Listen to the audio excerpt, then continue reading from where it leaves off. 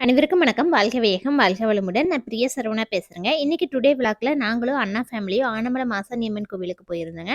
அந்த வீடியோ தான் நாங்க இன்னைக்கு உங்களோட ஷேர் பண்ணியிருக்கேன்.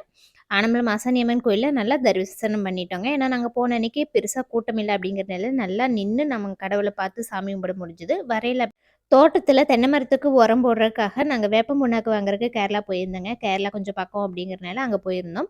அங்க போயிட்டு லாட்டரி சீட்டு வாங்காம வர முடியாதுன்னு வீட்டுக்காரர் சொல்லிட்டாரு. எப்பவுமே அங்க போனா ஒரு சீட்னாச்சும் வாங்கிட்டு தான் வருவாங்க.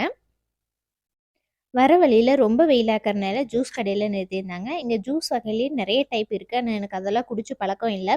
புதுசா அந்த ஒண்ணு வாங்கி ட்ரை பண்ணாலும் அது எனக்கு பிடிக்கிறதில்ல அப்படிங்கிறதுனால நான் லாஸ்ட்டா லெமன் ஜூஸே வாங்கி சாப்பிட்டேங்க. நான் வாங்கின ஜூஸ் வந்து ஷேர் பண்ணி தான் மறுபடியும் எல்லாரும் சாப்பிட்டாங்க. ஜூஸ் குடிச்சிட்டு வீடு வந்து சேர்ந்தாச்சுங்க. இன்றைய விழாவுக்கு அவ்வளோதான். நீங்க இதுவரைக்கும் பிரியா சரவணா யூடியூப் சேனல சப்ஸ்கிரைப் பண்ணாம இருந்தீங்கன்னா, மறக்காம சப்ஸ்கிரைப் பண்ணிக்கோங்க. நன்றி.